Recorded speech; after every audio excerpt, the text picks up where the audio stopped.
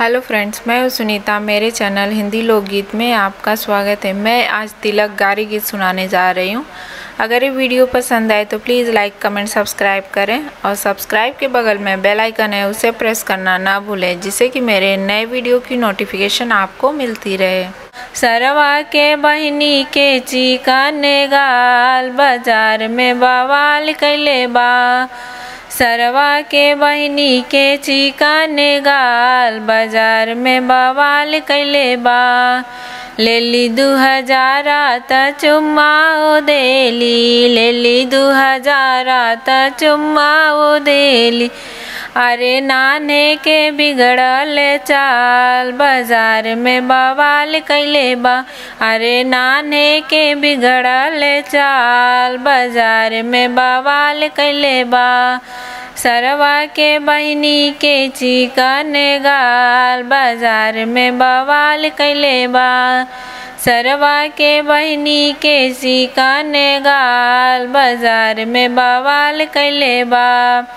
सरवा बेहया ना करे निगरानी, सरवा बेहया ना करे निगरानी। भैया संगे हमरा हो काटेली चांदी, भैया संगे हमरा हो काटेली चांदी। होठवा पे लाली लगेला कमाल बाजार में बवाल कैले बा। अरे होठवा के लाली लगेला कमाल बाजार में बवाल कैले बा। सरवा के बहिनी के चिकने गाल बाजार में बवाल कैले बा। सरवा के बहिनी के चिकने गाल बाजार में बवाल कैले बा।